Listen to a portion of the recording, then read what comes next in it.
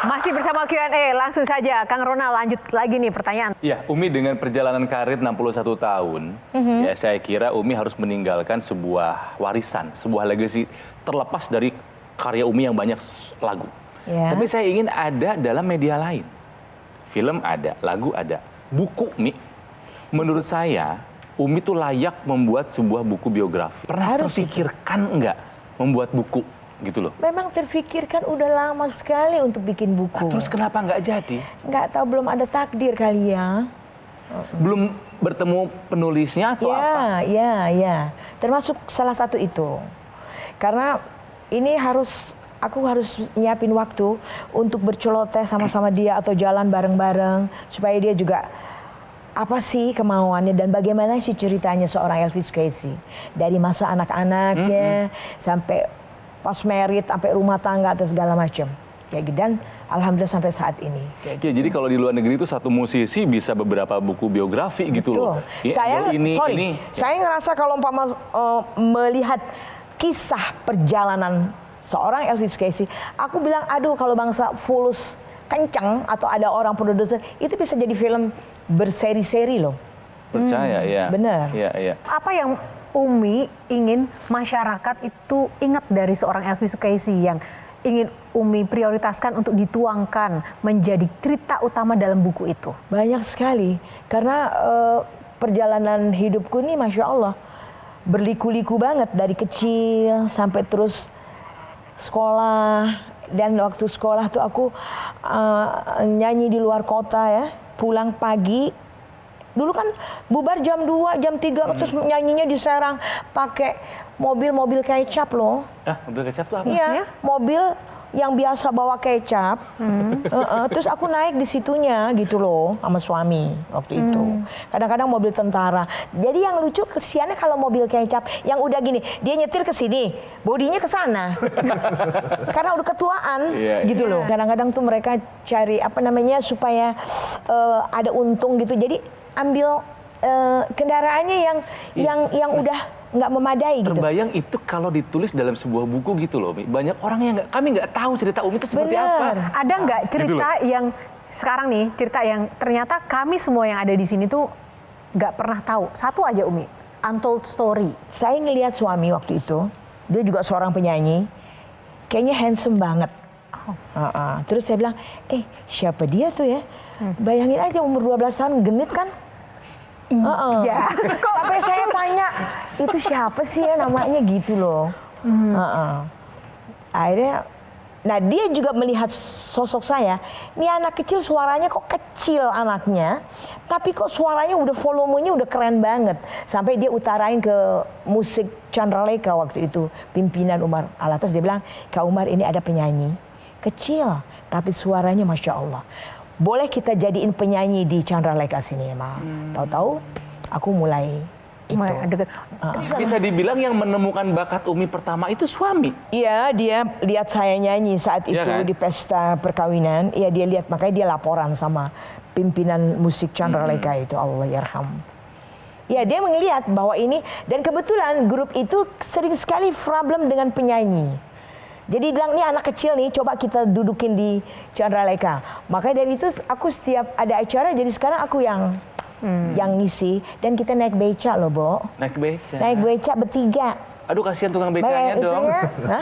Kan aku kecil waktu kecil, itu. Ya, Umi, maaf. Masih kecil, jadi nggak repot. Jadi seorang Elvi Sukaesih pernah naik beca.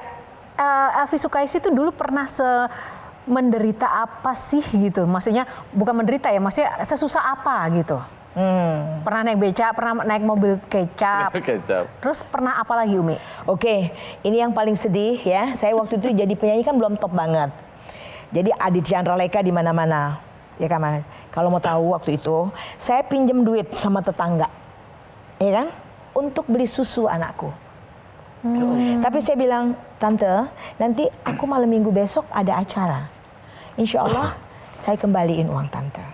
Dan disitulah. Jadi saya habis nyanyi malam pagi-pagi jam 8. Aku udah datang, Tante, saya kembaliin uang yang saya pinjam. Nanti 3 hari kemudian aku pinjam lagi, dia udah welcome aja. Karena aku selalu pegang janji. Oke, Umi, ini kan nggak banyak gitu ya penyanyi yang bisa mencapai lebih dari setengah abad.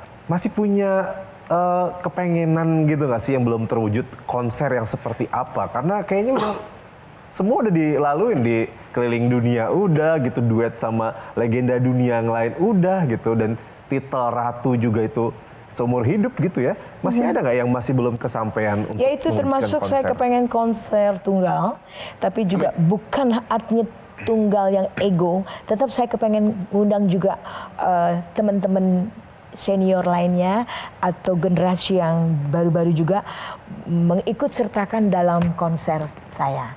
Tapi yang terutama lagi yang saya bercita-cita itu saya kepengen terwujud bikin buku. Buku dan konser tunggal Umi layak Iya, banget deh. insya Allah.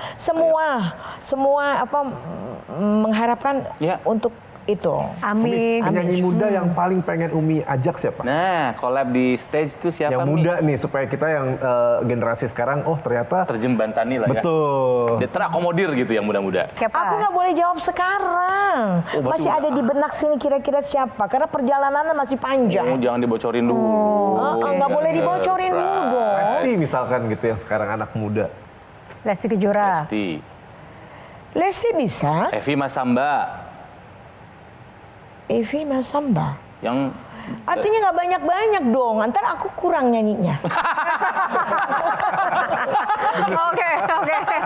Baik, terima kasih Umi. Sebelum kita akhiri, saya pengen closing statement dulu dari Mas Indu dulu, silakan. Umi Elvi ini adalah tadi kalau kita bahas personifikasi dari dangdut itu sendiri. Genitnya ada, spirit pantang menyerahnya ada, cantiknya ada, cengkoknya ada. Jadi ya ini adalah sejarah dangdut itu sendiri gitu. Oke, Kang Ronald.